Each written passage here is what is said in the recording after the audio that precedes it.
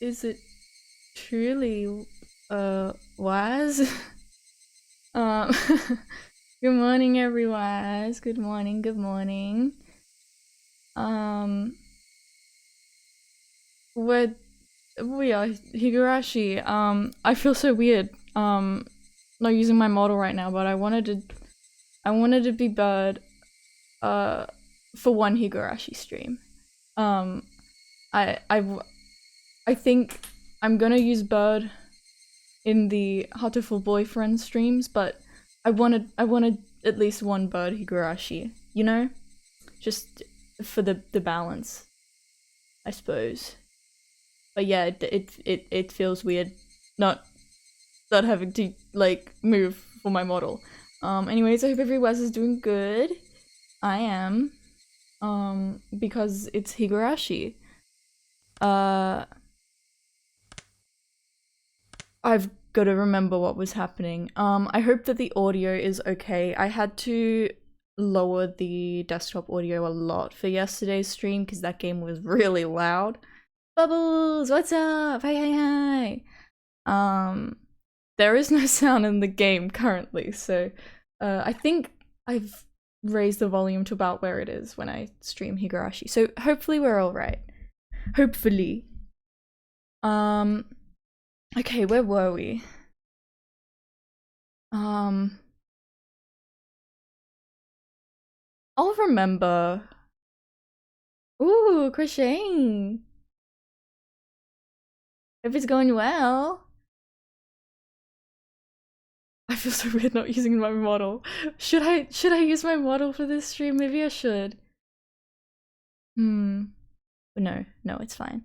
Okay, let's press continue and I'll remember what's happening. Oh, I remember what's happening. It worked. We were we found out from Oishi don't mind the model at all. That's good, that's good. I just feel weird because it's like I can't like I'm just a bird that screams. I can't like do facial expressions and stuff.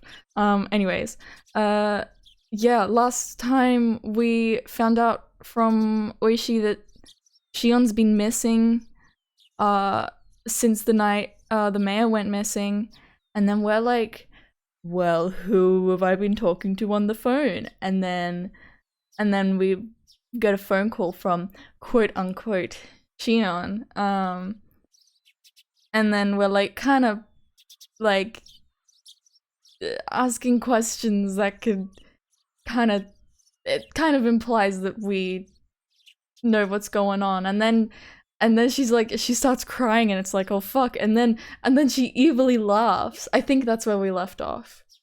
I think. All right. And also I've resolved my oh look, I can use my mouse to express my emotions. I've resolved my dilemma with the backgrounds. I want to use the original backgrounds. I want to use the photos. I think that they just, along with the original sprites, I think they just work better. Yeah. Glasses holder. You've seen a lot of people make bear shape. I've seen a lot of people make bear shaped ones. You're making one with bunny ears. Oh. Oh. You should send me a photo when you're done if you want to. I'd love to see. That sounds so cute. Okay. Alright. Keiichi. Just leave him alone. His friends went missing. Oh yeah, my friends went missing. Must be really hard for him. Normally my dad never shows me any consideration, but this time he did. Shouldn't Keiichi stay home from school for a while too? I think it would be safer not to go until the police do something about this. Maybe. Compared to what could happen, taking a few days off wouldn't be a bad idea. Anyway, how is it logical not to close school during such a dangerous situation? What do those teachers think our children are? Mum and Dad were getting pretty riled up, but at this point I couldn't care less. Besides, that wasn't the only thing I couldn't care less about. The breakfast table, the food in front of me, the time and date, myself, I really had no interest in anything. This feeling, it was like a dead fog in my mind. It felt like getting dizzy after taking strong medication. Keiichi, how are your studies going? You've gotten further than the other kids, haven't you? If you have, then you can take a few days off, alright? Didn't even feel like answering. I need to get my blanket because my feet are cold. I'm just a chilly waz. I'm just a little guy.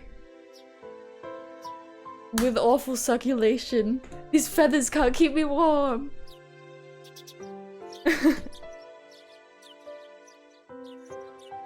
Oh god, my headphones, when I like move certain ways, it makes like a buzzing sound.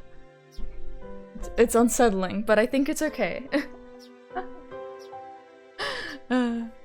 I haven't been able to- I've been using like Apple, like earphones, instead of my normal like over-ear headphones that I mean, I've been using these ones for a good few months now because it's been 6 months since I got my ears pierced. Just lobe piercings, regular, you know, and they're still not healed. Oh my goodness. Today was Thursday. I think you're wrong. I think it's Wednesday, but you know, I'll let it slide. Yeah, yeah. But I find them better than any other, like, off-brand ones, I guess. Like, these are the comfiest for me. Just because they're very simple. Only 4 days had passed since the Watanagashi festival. Such a short time, and yet now things were completely different. Everything had changed. The tranquil village, bright and clear as if it were an Indian summer, had undergone a total reversal. People were made to disappear every night, and we couldn't even relax when walking out in broad daylight. The village had become a world of fear. Yeah. I mean, I don't... The thing with these headphones... I mean, I guess it goes for the regular ones too, but like if I'm like hopping in a Discord call with someone and like I don't realize that my mic is like set to the Apple headphones, because normally it would just be like there would be no sound if it's set to the wrong thing, because I just don't have like a microphone, sorry. Anyways, I'm gooping. I had no right to curse this outcome. After all, the one responsible for everything was me. That night, I couldn't resist my honestly tiny, little, and incredibly stupid curiosity, and broke the taboo. This isn't somewhere we should be going, is it? Let's not. It's a crime to force your way into a locked building, even if you don't steal anything. Gion, now that you know they weren't having some secret rendezvous, you've had enough, right? I don't want to do something like this. What if Rika-chan's dance ends while we're messing around here? I prattled on as I took the lock from Tomitake-san's hands and put it back on the door. Oh, Keiichi, you fix everything. I'll forget everything I saw here, so come on, let's go, let's go.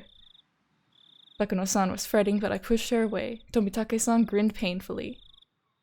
Gion's shoulders drooped a little as if to call me an idiot. Even so, I didn't care. I pushed everyone farther and farther away. Rika-chan's dance was still going on. Then, at last, her dance was brought to a close with a roaring applause. I too, until my hands turned red, I clapped, and I clapped. Bing bong. Isn't that Rena-chan? She's here because of her usual meet-up time, isn't she? I looked up at the clock. It was 5 minutes past my time to meet with Rena. Keiichi, didn't you take a few days off from school? You're right. Thanks for being so considerate. I rose from my seat. I went to the entrance to greet Rena. Good morning. We're gonna go to school as a group starting today, so you can't be late. Oh, that's right. Oh yeah, iPad time. Oh yeah, why's on the iPad? Let me out! Let me out! If we, the ones farthest away, were to be late, the younger kids on the way there would be waiting for us. I think I'm gonna take some time off. Yeah. They're handy headphones, for sure. From school. Oh. Okay. Rena answered shortly, nodding.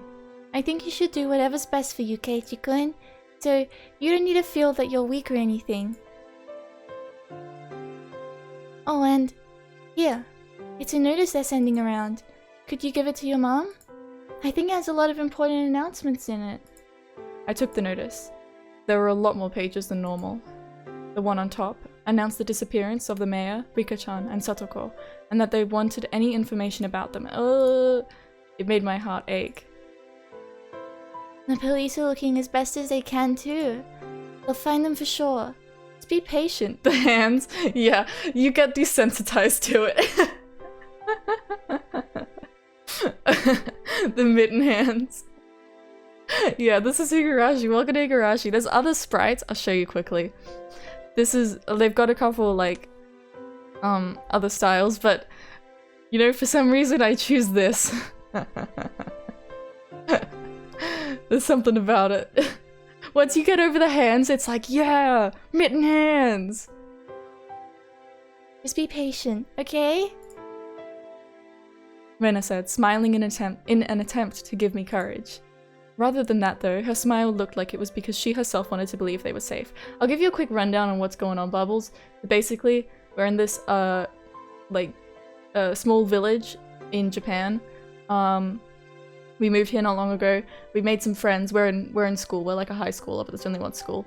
And there's a mystery about, like, a thing where people go missing, like, every year on, like, a festival. And the festival just went, and 2 people were found dead, and then people have gone missing, and 2 of our friends have gone missing, and another one of our friends might be missing, and so yeah. That's the gist of it, and it's like, oh, it's a curse from the god. But yeah.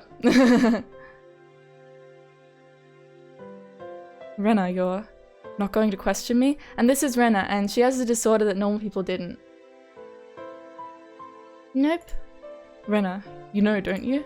About that night, oh yeah, and we broke into, along with a friend, we broke into a storehouse at the shrine, and we saw, like, creepy, like, torture tools and stuff, ooh! And then 2 of the people we were with were found dead, and so it's like, oh my god, it's my fault that they died, because of the curse or whatever. Do you mean when you snuck into the ritual storehouse?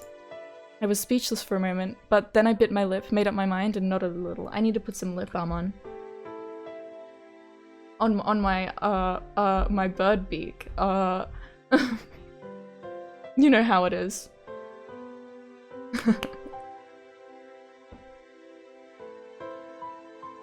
So it's all out in the open. Really, I shouldn't do bad things like that. Mi-chan was really mad. Yeah, my beak is so fucking hydrated, man. You don't even know. So she was upset.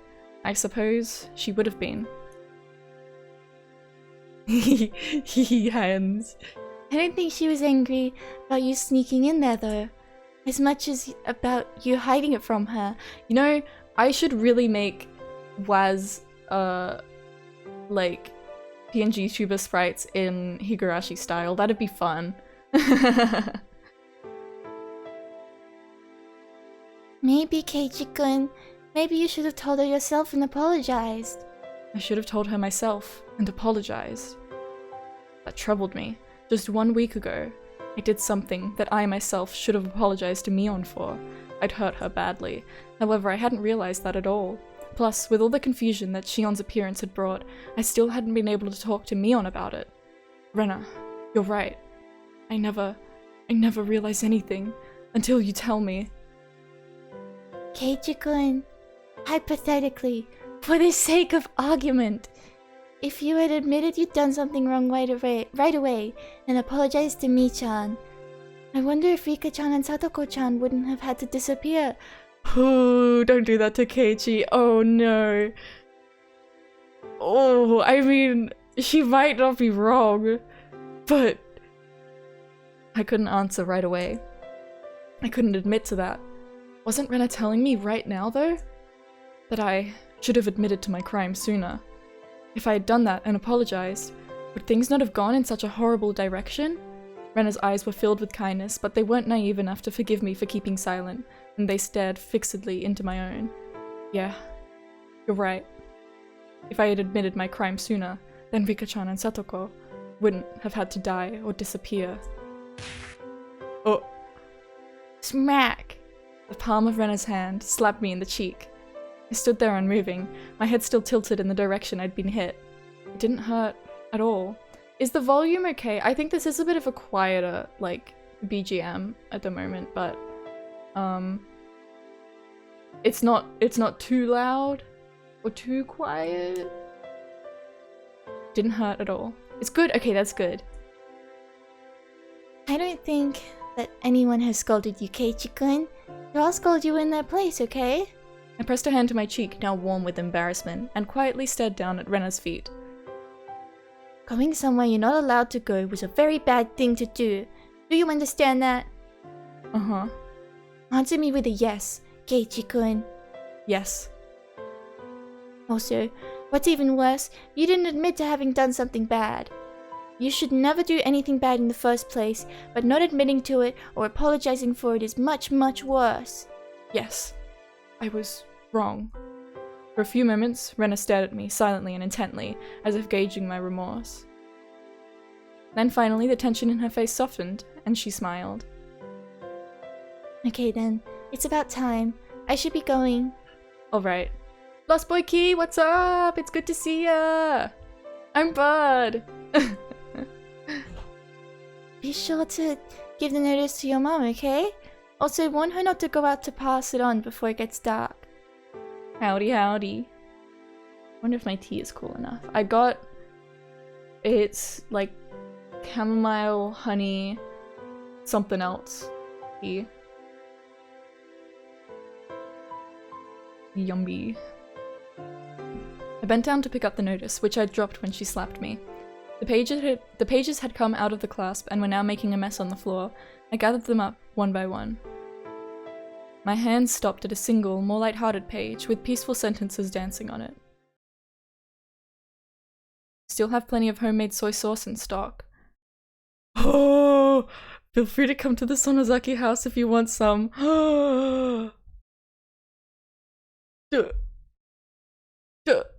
Does that mean that Rika or went to Mion's house? For soy sauce? Oh, and there's also the thing with Oishi and the cops wanting to break into the house to see what's going on. Oh no. Oh, Mion. Oh, Mion. Mion, you really not looking great. My dear friend. What is this? I picked up the page and scanned the rest of it. They were stockpiling high-quality soy sauce they got from faraway relatives in the Akita prefecture. They'd gotten a big shipment recently. They couldn't use it all, so they wanted anyone who wanted some of it to feel free to come over, is what it said. I just realized I can get super comfortable. I don't have to worry about my face, like, being in the camera for my model.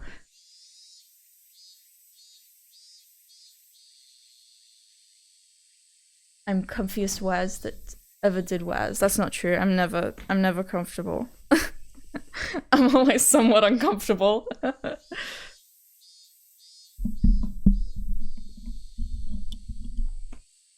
Alright.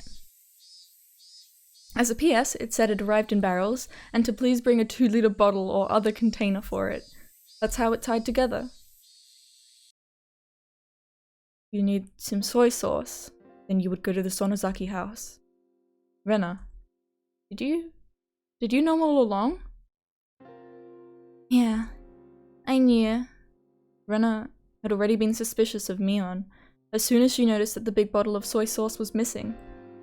Rika-chan had taken the bottle and gone to Mion's house, and there she was erased. Rika-chan wasn't coming back, so Satoko called Mion's house since she knew where she had gone, and then Satoko called there as well. Maybe they're just having a big sleepover. Oh no, but Mion came with us to Mion, wait! If they went there, then Mion just straight up lied to our faces. That meeting on the day the mayor disappeared, didn't Oishi-san say that the 3 families participated in it? The 3 families would include the Sonozaki family. Didn't he also say that the current leader was really old, so her heir, Mion, frequently stood in for her at public appearances? Oh, fuck. While the mayor was returning from the shrine, Mion called out and stopped him. She talked to him and invited him to their house, and then she made him disappear. It was probably even simpler to make Shion disappear. Shion was part of the Sonozaki family. I wonder if that was Mion pretending to be Shion on the phone. If she heard about all the stuff that, like exactly what Shion did from the mayor. Or even from Shion herself, but I don't know. Shion was part of the Sonozaki family. They probably knew exactly what she was doing at all times. I'm sure they even knew her part-time job schedule too. Thinking back, wasn't that Angel Mort store managed by the Sonozaki family? Setting up an ambush for her there wouldn't have been any trouble at all. I'm going to Mion. I'll go apologize. I'm going to have her put an end to everything. Mion probably won't forgive me easily, but I'll go and ask her not to sacrifice anyone else. With that decided, there was no need for me to be lazing around here. You're gonna go on your own? Eiichi, you're gonna die. I put on my shoes and slipped past Rena to exit the house. When she stopped me. I'm going too. What about all the kids you gotta walk to school? We're like the oldest kids at that school. Rena, shouldn't you go to school? This is way more important than school. Rena, you shouldn't come. If you get wrapped up in this too, then I think I might actually go crazy. Rena didn't move her arm, which was blocking my way. If Keiichi-kun disappeared as well, then I think I might actually go crazy too. So I won't let you go alone. Rena argued boldly as tears welled up in her eyes. I saw them, and I knew the strength of her resolve. Alright, let's go. Thank you, Rena. Rena nodded slightly, but firmly, and finally let down the arm blocking me. Let's go. To Mion's house. I'll apologize for the crimes I've committed. Then we'll put an end to these twisted days. After that, I'll pray that once more we can return to those fun, lively days. With Rena following me, I left the house. In front of the house there was a car waiting. Fucking Oishi. It was Oishi-san. Hey, good morning, Mayabara-san. You too, Ryugu-san. Oh god, his voice is even worse. Together so early in the morning. You make me jealous. What a truly praiseworthy man he was if he had been lying in wait so early in the morning just to pressure me into talking. On this morning though, maybe this was actually a good opportunity. You're from the police. Oh, have I not introduced myself to you, Ryugu-san? Please excuse my rudeness. My name is Oishi from the Okonomiya Police Department. Pleased to meet you. Are we telling Oishi-san? Yeah. I think my palm is enough punishment for your crime, Keiichi-kun, but we should leave Michan's to these people. Pain and sadness. I looked down as those emotions built up in my heart. We have something to tell you, Oishi-san. Well now, what about? Should we stand here and talk or go inside the car? In the car, please. No, not in the car. I don't want to go in the car. I don't want to go in the car. I only continued to look down weakly. All I could do was be thankful for how dependable Rena was. Oh boy. So Rena's pretty sure it's Mion. Interesting. At Rena's urging, I revealed everything to Oishi-san. The latter, while making sure to throw in murmurs that he was paying attention every now and then, that was so hard for me to read, took notes. We continued that way for a while. How do you feel? Don't you feel a lot better now that you've told me? Oishi-san asked this while scratching his head with his ballpoint pen. He's just like drawing on his head. Of course I don't feel better. The price that had been paid up until now for me not owning up to my crimes had been so immense. But as long as that payment wasn't returned, the load on my chest could never be removed. His radio started to emit static. Bzz bzz, this is Kumagai. Oishi-san, over. Yes, hello. This is Oishi. We got news a few minutes ago that she's been absent from school. No movement at the Sonozaki house. Our target is still on the premises. Yes, good. Keep a close watch out. Roger that. The relief for 3 and 7 just arrived and they've returned to base. Also, it looks like the division chief is looking for you, Oishi-san. He keeps bugging me too, to tell him as soon as I get in touch with you. What do you want me to do? Nah, ha. If you're hard pressed for an answer, tell him you're actually under orders not to wake me from my morning nap. Got it. Bzz, the radio grew silent. Sorry about that. It was about work. He just said there was no movement at the Sonozaki house, didn't he? Oh my, did it sound like that to you? This won't do. Please keep that a secret, alright? I don't have permission from the division chief to be making private inquiries like this. Oishi-san had suspected Mion for a long time. I think he would expect Mion no matter what, though. He's just like, yeah, those shady Sonozakis. Like, he doesn't give a shit. It's, no matter what, it's them.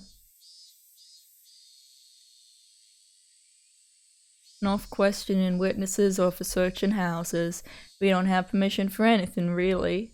Sonozaki House's defense is said to protect the family members are also working in full working condition. Without a warrant, we can't do anything about anything, unless the crime happens right in front of us. Roo-foo-foo. Oishi-san, could you be like an actual literal criminal? Like you're actually committing crimes right now. That's really cool, man. Rena's tone of voice was enough to make her spite clear as she stared at Oishi-san. You can't set foot in the Sonozaki house. Were you trying to get Keiichi-kun to go in there instead? Rena, that's... What do you mean? This person, just as I thought, he plays really dirty. Stop, you're hurting my reputation. That's it, I'm all ears to your explanation, okay? Oishi-san lit a cigarette and responded to Rena, wearing an expression implying he was calm and willing to let her comment slide. You can't get a warrant, but you've always had your eyes on Mi-chan because you thought she was suspicious. Yeah, exactly. Me and you, Rena. To the end of the world. Holding hands with her, running into the sunset. Yes. You plotted to incite? Yeah, Keiichi-kun and have him go to the Sonozaki house. Then if something were to happen to him, you would have used that as an excuse to go in. Isn't that right? I only understood about half of what Rena was saying. I knew, however, that Oishi-san had been trying to use me. Even if Keiichi-kun got hurt as a result, have you no shame? Is this how the police do things? My. It seems we have an incredible detective on our hands. Oh my. Would you be interested in taking our exam? I'll gladly write a recommendation letter to get you into the detective division. Foo. You're despicable. Rena spoke quietly, her words dripping with hostility. I've been insulted in all kinds of ways in my life, but 1 or 2 words from a young girl is always the roughest for me. Even so, I suppose I should thank you for not arresting Mi-chan yet. Don't mention it. Oishi-san seemed to be enjoying his exchange with Rena. The things this man thought were like a swamp. I could barely see past the surface. It reminded me again of how much I disliked him. Now then, as 2 esteemed friends of Mion Sonozaki-san, what do you plan on doing now? Will you wait kindly for me to go over the evidence and request a warrant? No, we won't wait for that. We'll go and make Mi-chan surrender herself. That's right. If she turned herself in rather than be arrested, she might get a lighter sentence. At this point, perhaps that was the only pity I could find in me to afford her. I see. I wonder if it will go that well. If you're careless, you 2 may face danger, you know. Oishi-san was measuring our resolve. So in a strong voice, I declared, We're fully prepared! Oishi-san gave us an unpleasant yet seemingly satisfied grin. It was then that I realized this man was trying to use us for his own convenience. You just realized? If anything should happen to us, use that as an excuse. Though my greatest hope is that you will surround the place so the criminal won't get away. Nah, ha. Ryugu-san, you're good at negotiating too. I'm throwing in the towel. I'll surrender. What are you talking about? If the policemen surround Mi-chan's house, then that will be insurance for the worst case scenario. For the worst case. Plus, it would be another way of pressuring Mion to give herself up, wouldn't it? Oishida Kuma-chan. Bzz.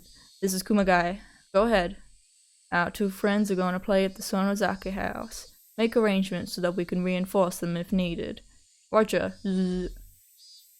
Their altogether too short conversation implied that our questioning was already part of their plans. Then let's get going. Want to buy some tea biscuits on the way there?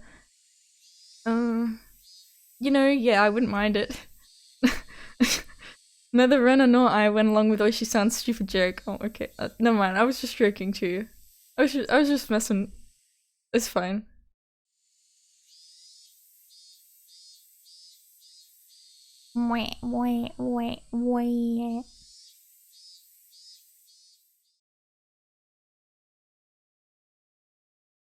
Oishi stopped the car at the place we always waited for Mion. Come to think of it, I've never been to Mion's house before. I've only heard that it's right down this road. This is as far as I can take you. According to our information, there are quite a few security cameras set up on the premises. Still, don't worry. I got a bunch of youngsters ready and waiting to slip past them and go in. We'll be monitoring the inside with a one-way mic, so if you two give a loud scream, we'll know right away. We'll persuade her for sure, so please be ready for her to turn herself in. Rena is like so certain of this. Man. This must be really tough on Rena. Like, coming to the conclusion that her best friend is like definitely like behind this. And like she's accepted that and she's gonna do what's right. In both our eyes was determination. It was the only method available to us for lightening the sins of our good friend. Be plenty careful, you hear? You probably don't believe it right now, but I don't want you two being sacrificed if at all possible. You're right about that. With that rude response, we left the car. The clinging humidity and voices of the cicadas, I forgot how to say that word again, greeted us. I'd never have expected this would be happening today. Let's go, Keiichi-kun. Rena took the lead and began to walk down the road I'd never been. I think Rena has been here before. Rena. Get out of my head! Oh my god, no. Rena, you've been to Mion's house before, right? Yeah, a few times. It's a really big house. You could fit a mountain into their backyard too. You can pick mushrooms and stuff, though there are fences everywhere. You're gonna have to fit a mountain. That was amazing. One of the three families controlling Hinamizawa, and the head family of the Sonozaki clan. Perhaps there was something to be said about its magnitude. The path continued onward, level and uneventful. There were metal fences along its edges, and beyond them were woods with trees growing thickly. The fences were high, the tops of them bent inwards, sticking out like sharp spears. Plus, there was a dangerous-looking barbed wire wrapping them. No one could look at them and not feel intimidated. In addition, there were signboards hung up here and there along the fence. Private property of the Sonozaki family, entrance forbidden.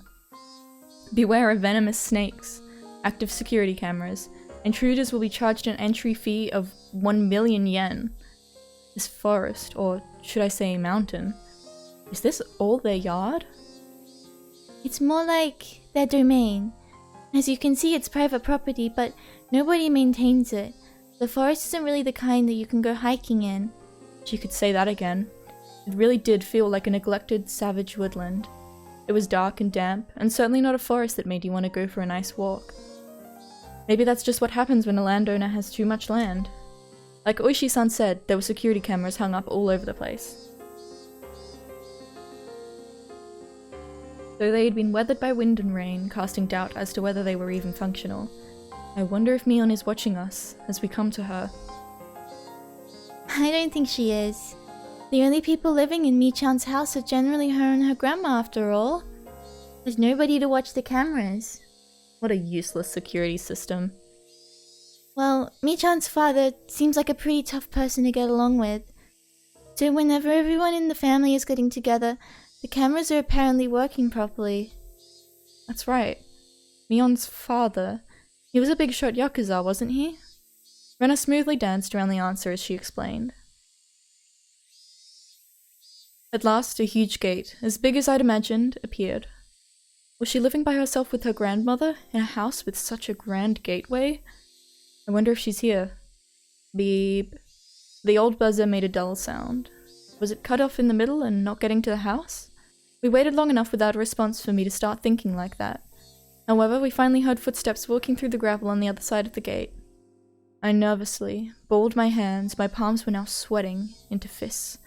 Arms weak. Mum's spaghetti? There was the clang of a bolt being released, and the gate opened slightly. The person peeking out of the gap was none other than Mion.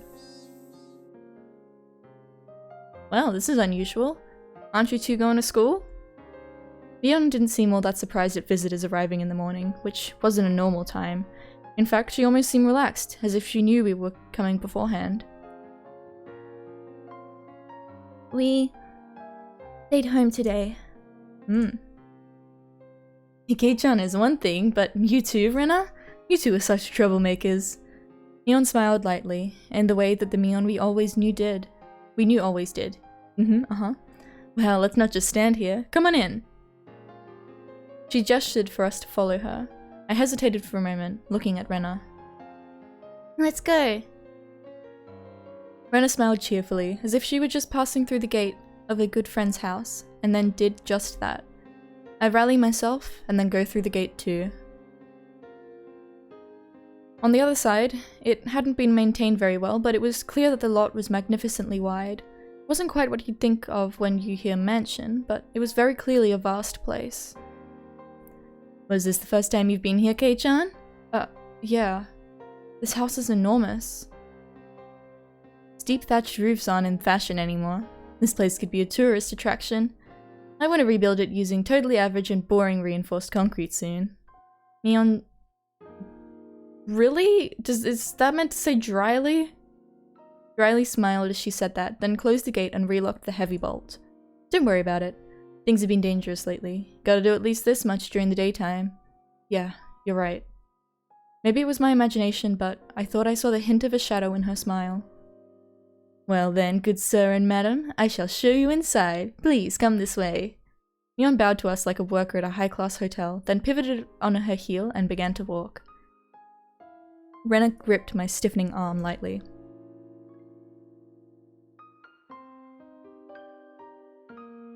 Keiichi-kun, you're too tense. We came to see Mi-chan, remember? You don't need to be that nervous. That's right. When I get nervous, I tend to let everything show on my face. I'll stop tensing up. Even if something were to happen, there were two of us. Oishi-san's subordinates were waiting outside the gate for us too. There was nothing to worry about. After thinking about it that much, I realized my nervousness was already gone, and laughed at myself. Ha ha ha. Ha ha ha ha. What's this? Mion, what's with this stone on top of the newspapers? It's in the way. There was a pile of newspapers on the floor of the entrance, and there was a large rock on top of them. I didn't understand why something like that was here. Rena noticed me looking at it questioningly, and giggled. Oh, Rena, do you know? What is this? Some kind of good luck charm? If you don't really know, then feel free to move it out of the way and put your shoes there.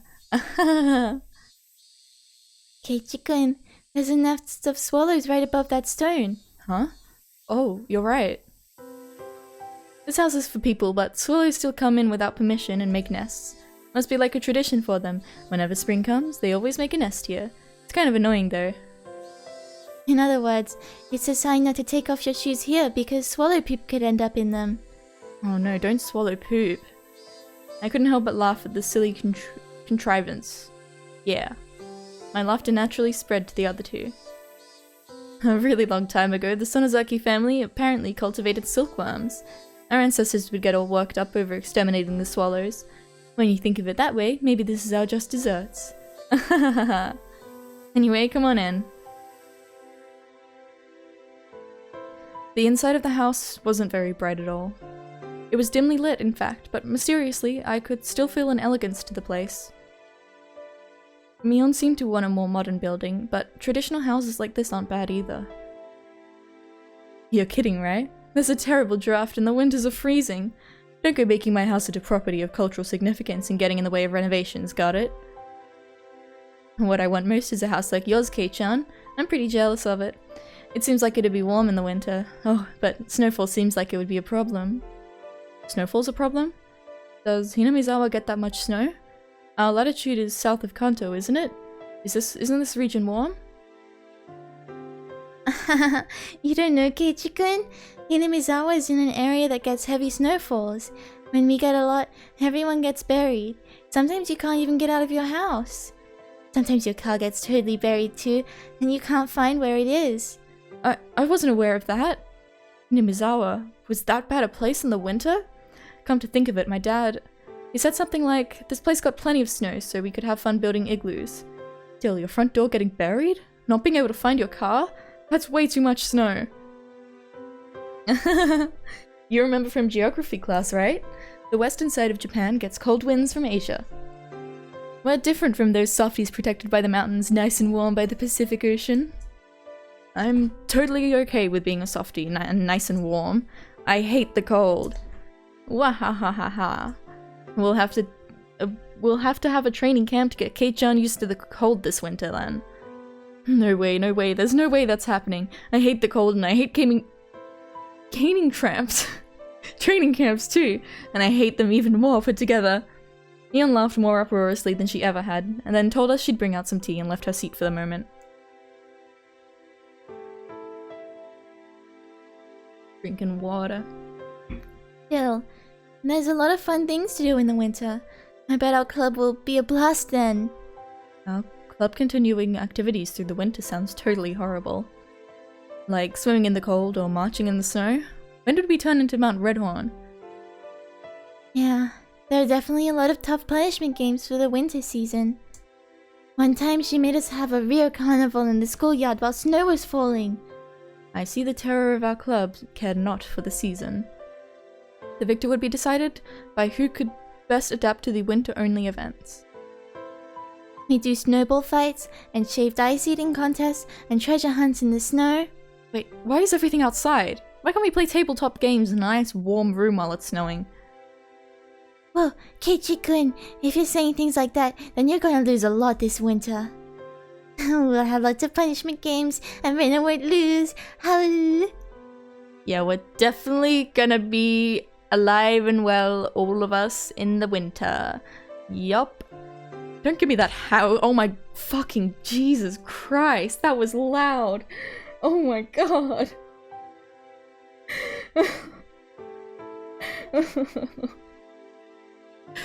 Oh. I settled things with a cross chop to the head. Damn you, Higurashi. You're sure having fun? Our walls aren't very thick, so be careful not to go flying through any, okay?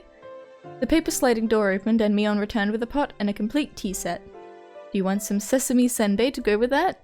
So we don't have much in the way of bean paste or other good stuff. It's okay, it's okay. We didn't really come here to drink tea anyway. Should we be drinking this tea? And with those words, the smile disappeared from Rena's face. Ah, she did it. One careless statement reminded us of what we had nearly been able to forget. I had wanted to enjoy this peaceful time for a little longer, but we put an end to that with those honestly careless words. When she noticed the smile disappear from Rena's expression, Mion, too, changed hers. It was as if the cheerful air that was like a warm spring day until a moment ago had slipped through the cracks in the paper door, and altogether disappeared. There was no point in regretting it now. We did not come here today to chat and enjoy ourselves. Mion silently poured the tea. During that time, both Rena and I sat kneeling without uttering a word. Here you are. Drink up. You know, Mion, I'm alright. I don't think I really feel like drinking tea right now. I don't think it's poison or anything, but like, I'm okay. Thank you very much. We couldn't even mutter a word of acknowledgement at those natural words of courtesy. Yup. There's no poison in it or anything. Do you just trust me that much? That's upsetting. Mion gave a bitter smile at that and let her shoulders droop. Ooh.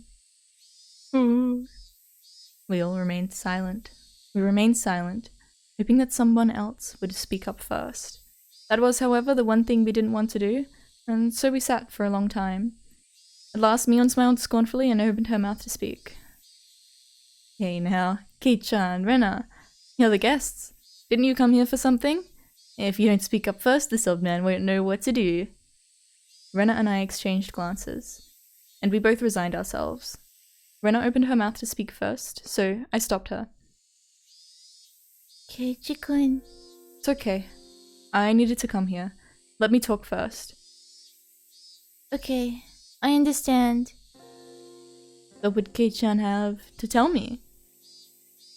Please give me your daughter's hand in marriage, maybe? Can't do that. My little Rena and Kei-chan aren't meant for each other. Go wash your face with miso soup and try again later. Afterwards, I thought her mean remarks were Mion's own way of showing consideration. Mion had said those mean things in a totally normal voice, and it drained the tension from my shoulders. Mion. First, I have something to apologize for. You do? What for? Mion pretended that she didn't know what I was talking about, but I'd clearly gotten my point across. Well, on the night of Watanagashi, the ritual storehouse behind the shrine, I went in there. I could see Mion's expression immediately become harder. I knew it was somewhere I wasn't supposed to go, but it was just supposed to be a little bit of exploration. We didn't mean anything by it. Even so, I still shouldn't have done it. So I apologize. I'm sorry. To display my deepest sincerity, I pressed my forehead to the table. I'd meant it as a way of prostrating myself. I figured it wouldn't feel sincere enough if I raised my head right away, so I left it there on the table for a while. Mion didn't say anything. With my face down, I couldn't tell what sort of expression Mion had. Only the voices of the cicadas. Yep, they filled the room. Them things. Next to them, I could hear the sound of the clock ticking. That was all. When I started to struggle to breathe from having my head down for so long, Mion told me to stop. You got me there. I didn't expect you to pitch it to me straight. You got me on the ropes. I looked up to see that Mion's face was calm, but she was smiling faintly. If you understand that even though it was only a casual exploration for you, Kei-chan, that there are a lot of people who think it's no laughing matter, then it's okay. There's an old saying, when in Rome, do as the Romans do. It's been days since then. It may be too late, but I apologize. What I did was wrong. Please forgive me. I could feel pitiful tears welling up within me. If I'd done this sooner, maybe nothing terrible would have happened. It's okay. If you know what you did was bad, then that's enough, right? Mion spoke like it was someone else's problem, and I wasn't happy about it. Mi-chan, Keiichi-kun is apologizing seriously. I think maybe you should respond seriously as well. I am being serious, though. Do I not look serious to you, Rena? You don't. Rena was giving her tit for tat, and so the room's atmosphere quickly began to grow sharper. The girls are fighting. He was right. Even though I came here to speak from the heart like this, it's felt like she hasn't been taking this seriously. Obviously, Rena isn't fond of that. Keiichi-kun, you can get up now. Let's tell her everything. That looks like what Mi-chan wants too. I had known it would turn out like this from the beginning. Hadn't I come here prepared for that? I mustered my willpower and bit my lip. Mion. You called Rika-chan on Satoko the day before last, right?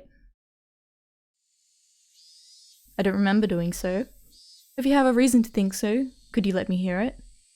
It was evening, before dinner time.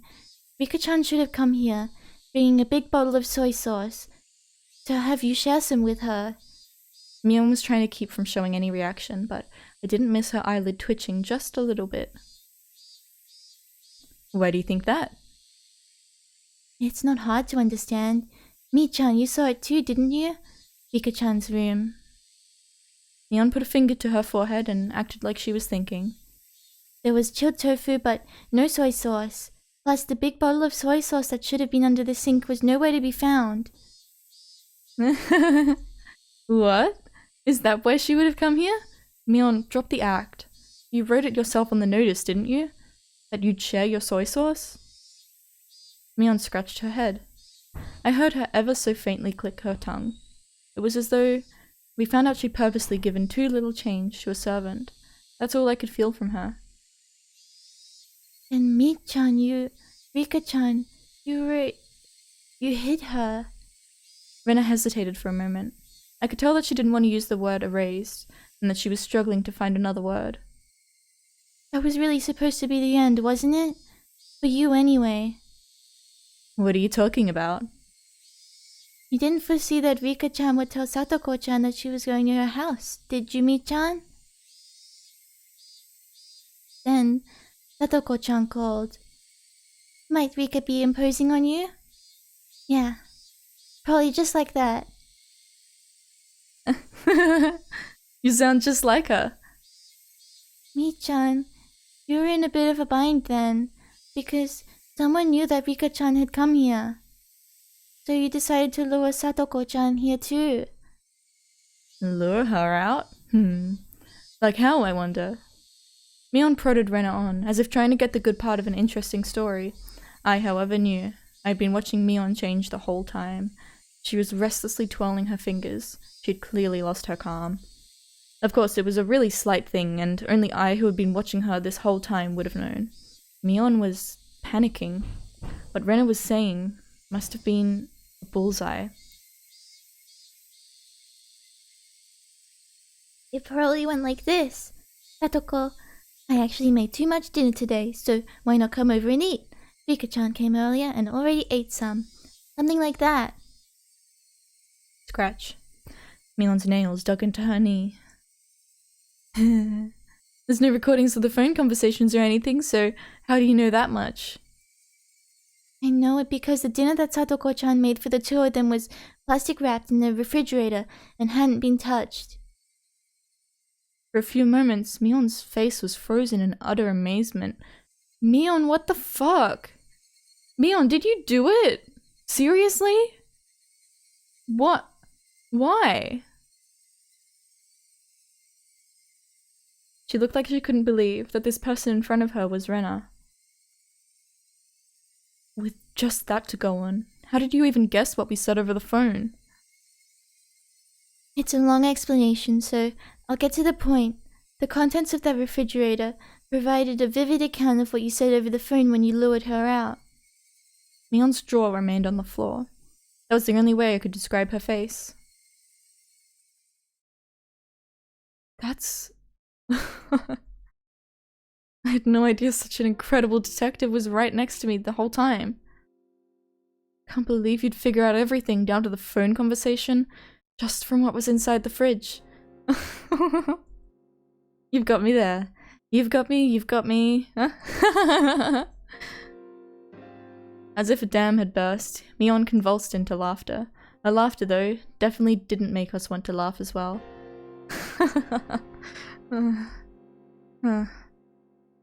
Mion grew tired of her dumb laughter, heaved a big sigh, and scratched her head. It almost seemed like Mion had lost a detective punishment game at the club or something, and her punishment had been decided. Oh, how fun that would have been if it were true. An incredible detective. Mi-chan, you're the one who guessed what Oishi-san told us. He called me an incredible detective too. As soon as she heard Oishi-san's name, Mion's eyes began to display panic more clearly, so that anyone would be able to tell. Mion. The police have suspected you for a long time now. Oishi-san's officers have had the house under observation so that they could break in at any time. We're just spilling the beans? Mion attempted to feign calm, but it looked like she was having a hard time with that. Part of her couldn't believe that the police had her surrounded, and she closely examined Rena's facial expression. However, she couldn't detect a hint of falsehood. Finally, Mion seemed to accept the fact that the police were encircling the house. Was the mayor Mi-chan too? Were Tomitake-san and Takano-san you as well? Mion didn't answer our rapid-fire questions. I could clearly see impatience in her eyes, which was still feigning calm. At last, Mion, who had been sitting there lazily, readjusted her cushion and sat herself upright. At that moment, The atmosphere in the room changed completely. Mion's expression also changed. The impatience and wonderment in her expression disappeared, and she became so solemn you would think she was about to conduct a tea ceremony. I could sense it. It was now, in this moment. Mion had ceased to be Mion, but had changed into Mion Sonozaki, the current heir to the Sonozaki house. That solemn atmosphere about her was clearly abnormal, and was entirely different from that of the Mion that I knew. Now I could believe it. Now I could believe that she was the young leader who commanded the entire Sonozaki clan. Mion quietly placed both of her hands on the tatami mat, and gave a beautifully elegant bow as if this really were a tea ceremony, and named herself. We meet for the first time. Do I change her voice a little? Whatever. I'm the current heir to the Sonozaki house. My name is Mion. Mion's movements were so clearly elegant they could cut, and we couldn't even answer her. All Rena and I could do was watch, baffled at her actions, which we could never imagine the normal her doing. I would like to welcome you to the Sonozaki main house today. I will greet all of you in place of our leader, Oryo. It seems as though you have various things you would like to ask. If I can be of any assistance, then I would like to answer without concealing anything. What? What did Mion just say?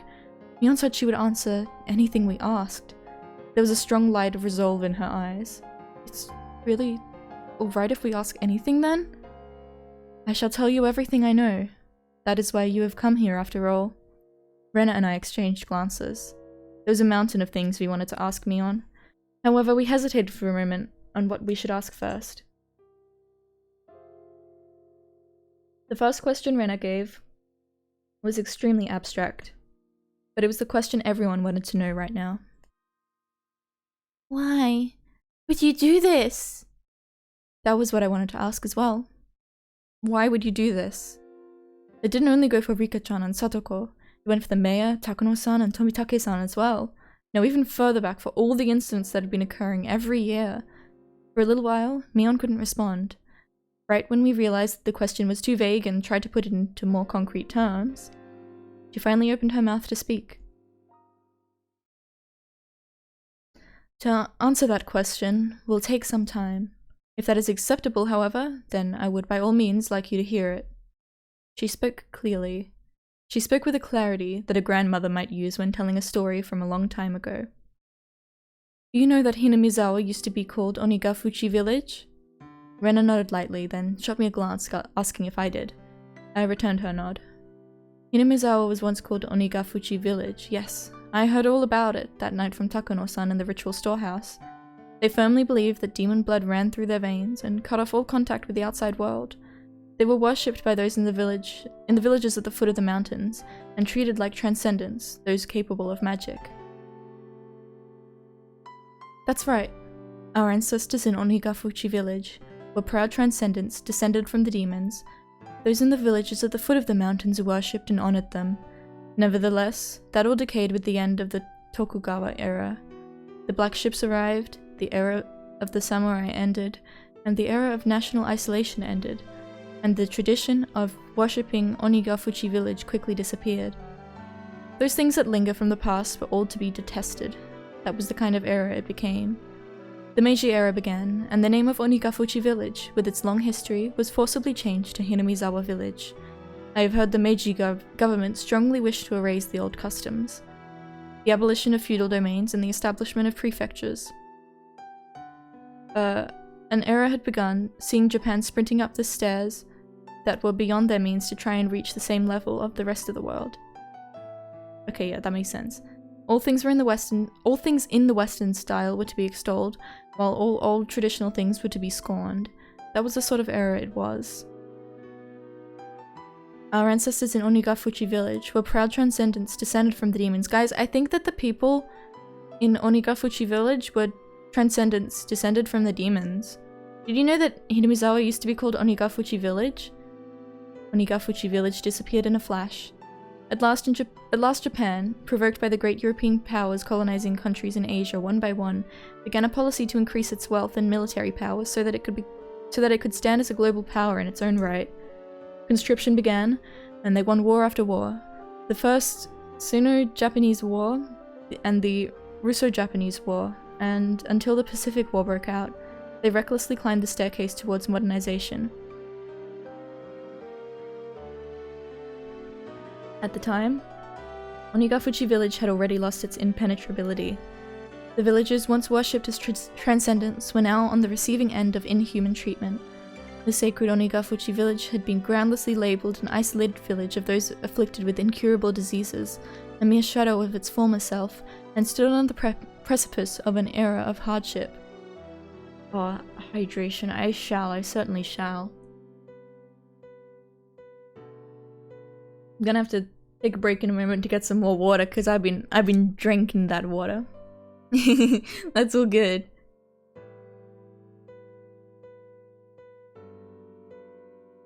Thus began harsh days where one would suffer unreasonable discrimination just because people knew one was from Onigafuchi. The children in the village at the foot of the mountain were taught not to go near Hinamizawa because filthy germs were rampant there. Oh no, your hand started cramping. Children who had come into contact with children in Hinamizawa would cry and wail as their parents purified the spot they were touching by rubbing salt on it. One of the adults said to the children that if you got lost in Hinamizawa, you would be kidnapped by demons, cut up into pieces, and devoured. Never ever go near the terrifying village of the man-eating demons. That's what he taught them.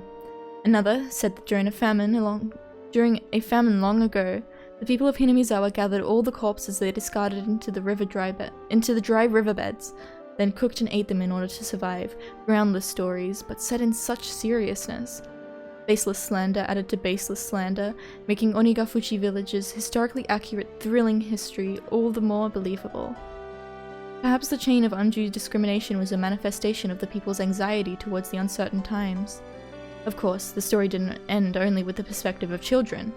If anyone found out you were from Onigafuchi, you would be turned down from any job you applied for. People would even go back on engagements and marriage proposals. As for the marriages where one partner had lied about it, as soon as the truth got out, they were made to divorce. Burb! What's up? I'm Burb! Great to see you, Shadex! Yay! It even caused trials. They would appeal that where one came from wasn't an important enough reason to divorce. They would, however, lose their case. Lying about one's birthplace apparently constitutes a heavy act of misrepresentation in marriage. That's terrible. I've heard about such discrimination towards those in small villages in civics class. Just because others knew you were from a tiny hamlet, you would be subjected to every societal disadvantage there was, a modern form of bullying. Though I only memorized that because it was going to be on a test one time. I recalled being suspicious about it, and unable to believe such discrimination occurred in modern Japan. Well, I suppose I can't say that they weren't asking for it. Our ancestors were proud of the demon blood flowing through them. They lived their lives boasting about it and scorning those at the foot of the mountain after all. They struck fear into the villagers down there with their mystique and demanded gifts of dread and tribute. With that, Mion smiled for the first time, albeit in self-mockery. Okay, I want to take a 5-minute break. I want to get some water, go to the toilet, rest my voice for a moment, because my throat is a little sore. It's okay, it's not too bad. I don't know if this is going to be a super long stream today, but yeah. Short break. I will return. I promise I will.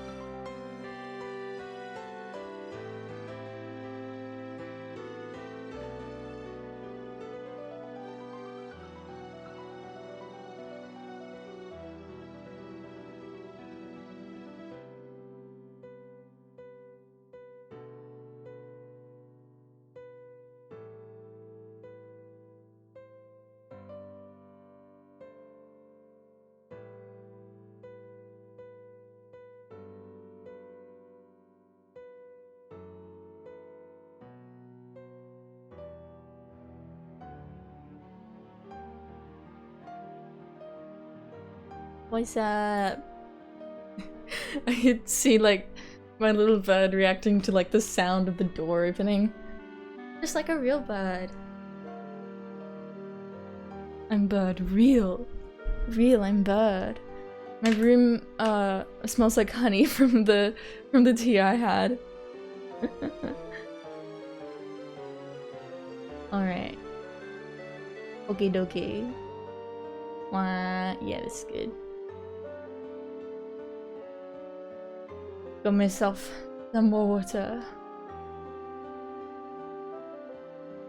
We'll probably go for another half hour. I think we are getting very close to the end of this episode. So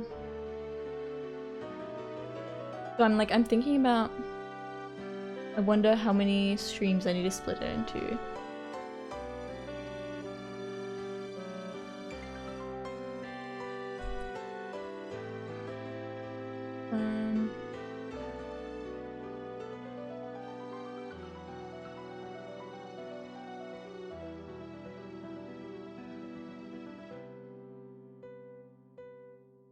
I looked up like how many chapters in it, but I'm not getting a clear answer. I don't want to click on anything.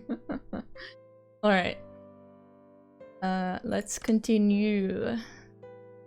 With that, Mion smiled for the first time, albeit in self-mockery.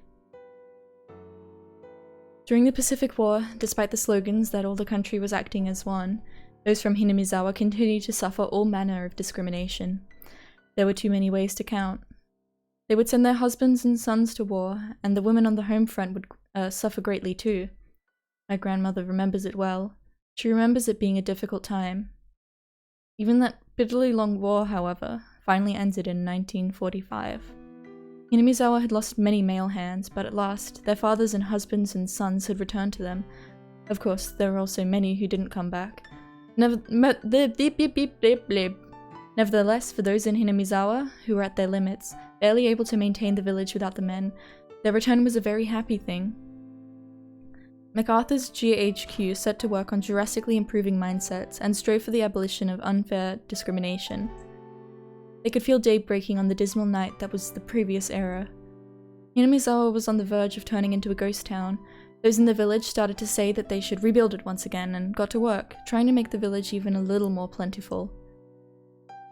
During that time, someone appeared who built up a fortune through a vast number of dealings in the black market. That was Mion's grandfather, the husband of the elderly current family leader, Sohei Sonozaki. Sohei said that he managed food warehouses in Harbin after being dispatched to the Chinese mainland. When it was time to pull out, he conspired with his superiors and comrades and stole a great deal of the army's canned goods. Ooh, okay. I know where this is going. He hid them somewhere in the Seto Inland Sea and sold them widely at a high price on the black market, thus earning a fortune. Sohei didn't spend that fortune for his own pleasure either. He entrusted the entire amount to his wife, the head of the Sonozaki house. Let's revive this ruined village. All who live here are our family, and this fortune is our collective property. So he proclaimed to my grandmother, the current head of the family. That vast fortune was a huge reason why Hinamizawa was revitalized after the war. I see. With that, Hinamizawa came back to life, and that's how the Sonozaki family had established its current prosperity. Of course, there were many people who begrudged the money coming from the black market, but the villagers no longer minded it. They succeeded at one business venture after another. Those who had succeeded freely supported those who followed them.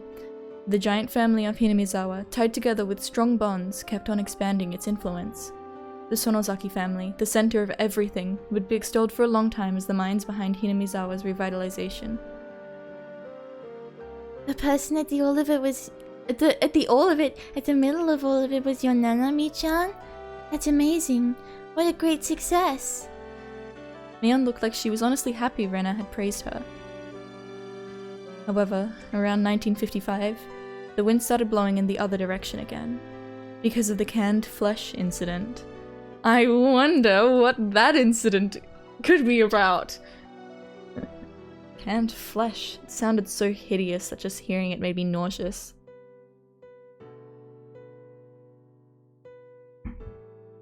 Someone naming himself as my grandfather Sohei Sonozaki's superior confessed. that those canned goods had been human flesh. Hinamizawa, a village in which demons lived and ate humans. They were just about to wipe away that cursed stigma. The light they had finally started to see in their peaceful lives grew hazy and disappeared.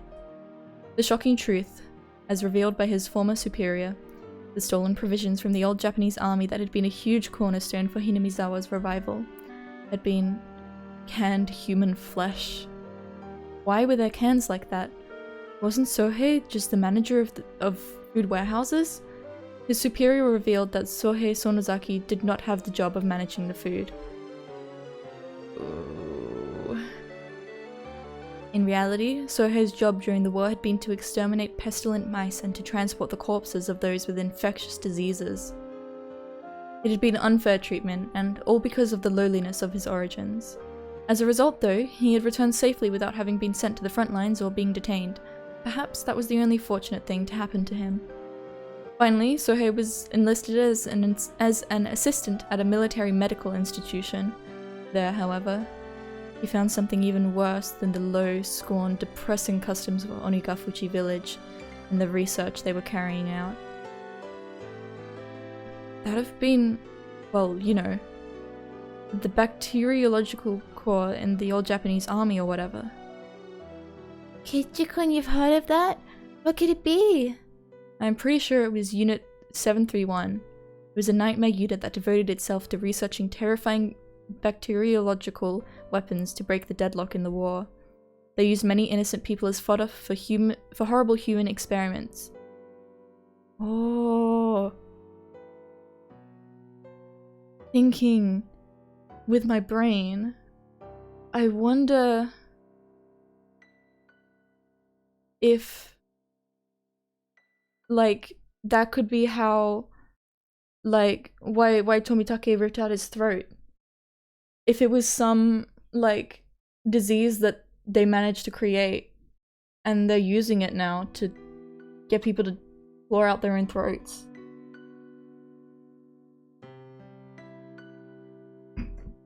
And all the like torture like tools we saw in the storehouse, I think that would be from this. They methodically observed how many days a new strain would take to kill the victims. Oh, how many days it would be when injected, how many days it would be when swallowed. They dissected many people to find that out. Sometimes they wouldn't even bother waiting until they were dead and dissected them while they were still alive. They would strap them into educational stream.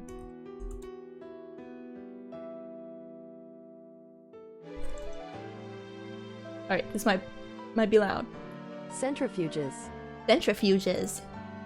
Okay, let's hear British. Centrifuges. Centrifuges.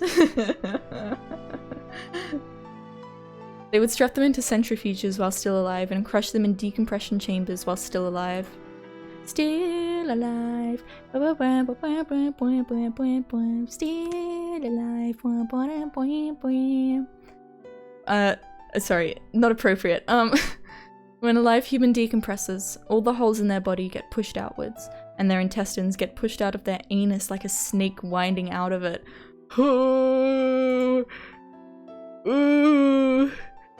I have a feeling I saw something like that on a documentary one time. That makes me sick. And I still hate Hinamizawa, huh? You said it. Mion agreed with me, giving a faint, sad smile. It wasn't much in the way of communication, but for some reason, I was happy to have it right now. The unit Sohei was in did way kinder research than that. They were researching concrete methods for reducing the difficulty of delivering food on the battlefield. The military's designs at the start of the war completely fell apart, and a chronic food shortage broke out all over the battlefront. The food shortage led to malnutrition, and as their natural resistances lowered, the soldiers fell to one disease after another. Spirit and morale lowered as well. They wouldn't be able to maintain their forces at this rate. Apparently, that's where the research started.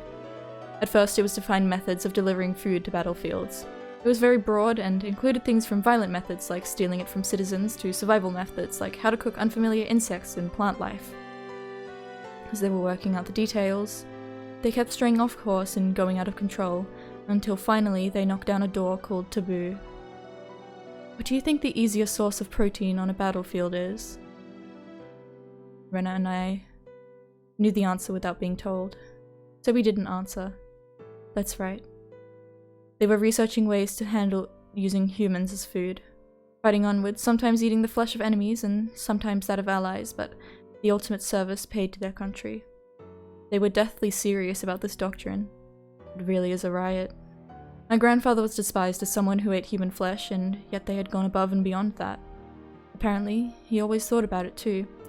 Even if he was a vulgar, man-eating demon, they were far more ugly demons than he. So no matter how much he was scorned, he wouldn't put up with it. At last, they had a handful of test prototypes. When the soldiers learned it was human flesh, however, the scientists couldn't make anyone eat it. So it was apparently sent to the front lines. The cans were labelled meat substitutes, so that they wouldn't accidentally eat it themselves. They stamped the bottoms with a circle. The staff soldiers on the front lines apparently loved all the prototypes they were sent.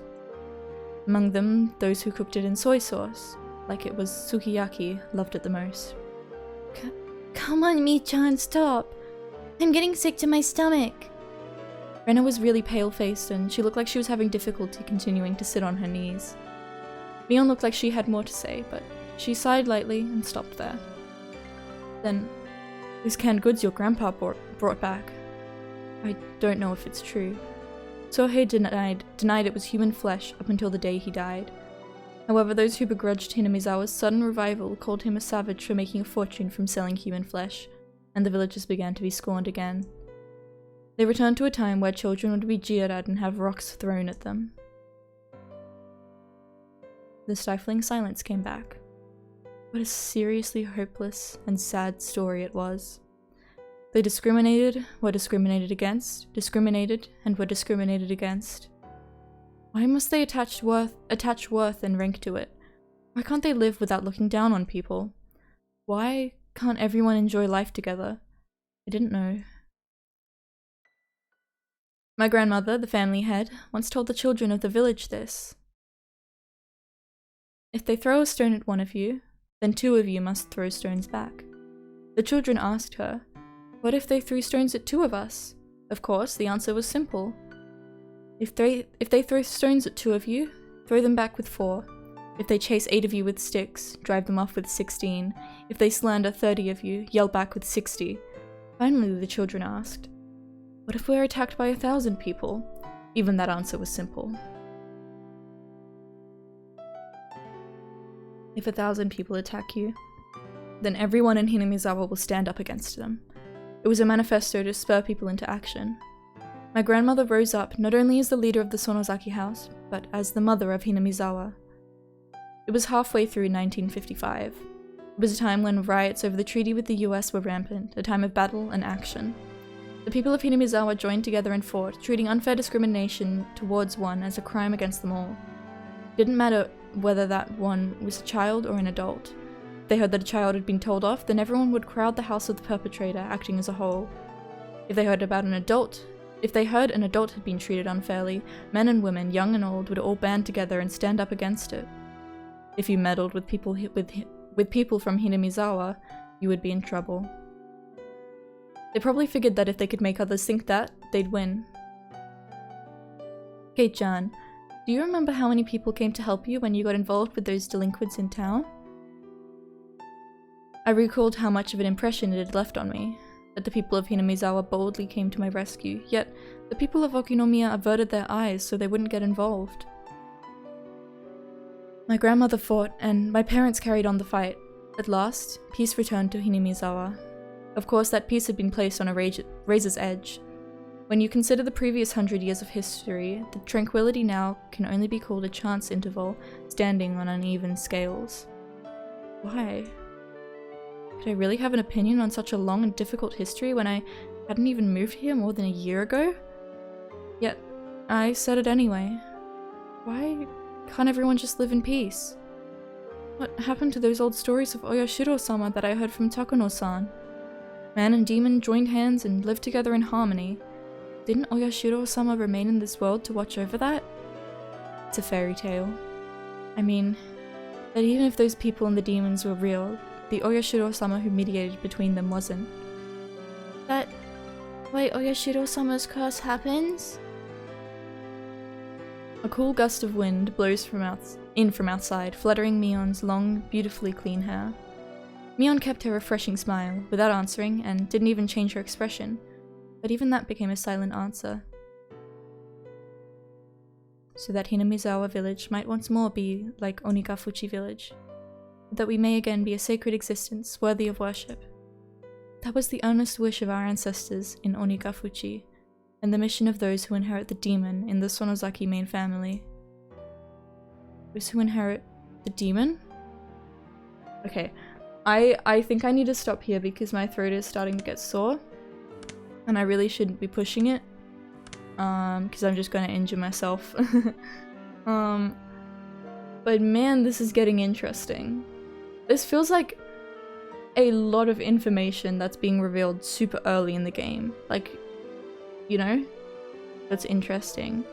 But yeah, thank you all very much for coming to the stream. Sorry I'm cutting it off a little early. I don't know if I'll be streaming tomorrow. I might take a break. It might be good for me to do that. But yeah, next stream, I don't know if it'll be Higurashi or Hatoful Boyfriend, but I'll let you all know on the Discord. Let me... Discord. Thank you. I hope everyone has a wonderful day or night, and I will see you in the next one. Yay! Bye bye! I'm Bud! Quack quack! Farewell.